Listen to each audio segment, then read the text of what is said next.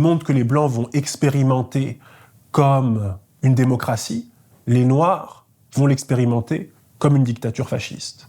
Ça, c'est Huey Newton qui dit les choses de la sorte. Pour le dire très simplement, le type d'interaction qu'on va avoir avec les forces de l'ordre ne va pas être la même en fonction de si on est un Blanc ou si on est un Noir. Une chose qui, je pense, est très importante à analyser, si on parle là, pour le coup, de formes plus traditionnelles de fascisme et de la structuration même de l'État, c'est qu'il n'y a pas de différence entre l'appareil répressif d'un État fasciste et l'appareil répressif d'un État démocratique moderne. Radically authoritarian and fascistic movements are drawing on all of this material that is already there, right? That is true of historical fascist and authoritarian movements, especially if we look at the law, at least from, in the case of Italy, of course.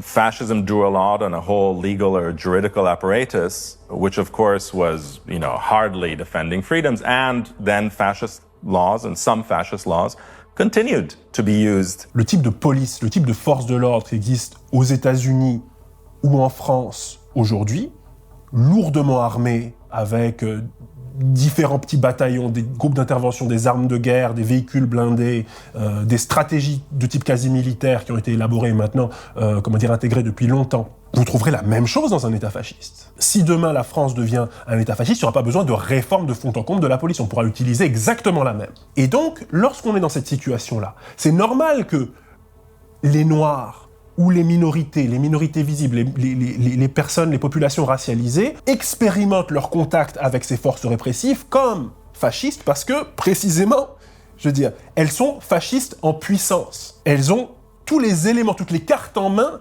pour fonctionner dans l'ensemble de la société comme des forces de répression fascistes.